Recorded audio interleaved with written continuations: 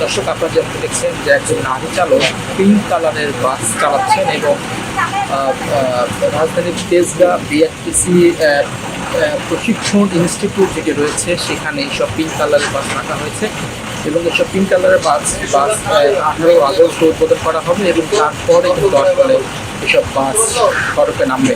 এবং যে বিষয়টি আকর্ষণীয় গণপরিবহনে আমরা যে বিষয়টি দেখি সবসময় যে গণপরিবহনে ছেলে মেয়ে উভয়ই যাতায়াতের কারণে নারীদের বিভিন্ন ব্যাড টাচ কিংবা হেনস্থার শিকার হয়ে থাকেন, সেই দিকটি মাথায় রেখে আমরা দেখেছি যে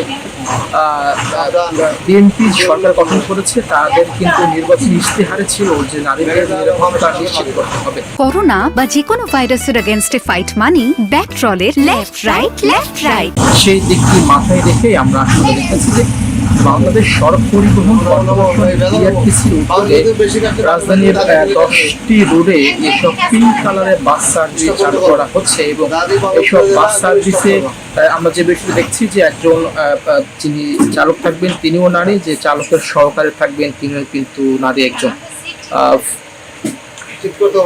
আপু, আমরা একটু জানতে চাই সেটা হচ্ছে যে এইসব পিঙ্ক কালারের বাস তো কাল থেকে রাস্তায় নামবে, একজন নারী হিসেবে আসলে আপনি বিষয়টা কেমন দেখছেন? আসলে একজন নারী হিসেবে তো এটা তো নতুন একটা জিনিস আমাদের দেশে নতুন করে শুরু হইতেছে, এখন তো ভালোই লাগতেছে।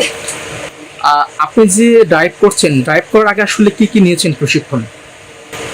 আমি ড্রাইভ করার আগে বড় গাড়িতে প্রশিক্ষণ, ছোট গাড়িতে প্রশিক্ষণ হিসেবে একটা কাজ করছি, বড় গাড়িতে ট্রেনিং শিখছি, ছোট গাড়িতে শিখছি। আমরা 1 মাস মেয়াদি আমার এখানে গাজীপুর ট্রেনিং ইনস্টিটিউট থেকে আমাদের প্রশিক্ষণ দেওয়া হয়েছে। নারীদের নিরাপত্তা নিশ্চিত করার জন্য সরকার একটি বিশেষ উদ্যোগ নিয়েছে, আপনি একজন চালক হিসেবে সরকারের উদ্যোগটা আসলে কিভাবে দেখছেন?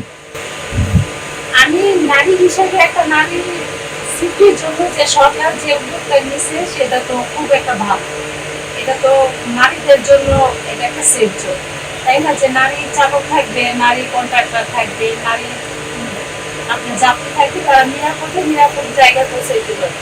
এটা আমি সরকারের এই উদ্যোগকে আমি এটা সম্পূর্ণ আমার কাছে এটা 100% ভালো।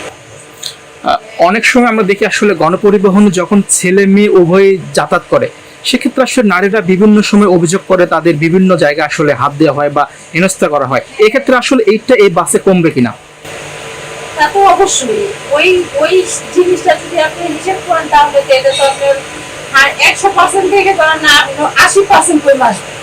যখন আপনি যে নারীরা এই ফিজিক্যাল শিকার হয়, গাড়িতে উঠতেছে, একটা ছেলের সাথে গায়ে গা লাগতেছে, ওই হিসাবে তো নারীরা তো অনেকটা ছিল। ঢাকায় আসলে দেখি আসলে অনেক পরিমাণ গণপরিবহন এবং আমরা দেখি যে অটোরিকশা, অনেক সময় দেখি যে গণপরিবহনগুলো অটোরিকশা বা প্রাইভেট কারের সঙ্গে ধাক্কা লাগে। আপনি তো একজন নারী, রাস্তাঘাটে চলাচল করতে আসলে সড়ক অ্যাক্সিডেন্ট বা এরকম কোনো ভোগান্তি বা ভয়ের কোনো আশঙ্কা করছেন কিনা? ইনশাআল্লাহ এরকম ভয় করতেছি না।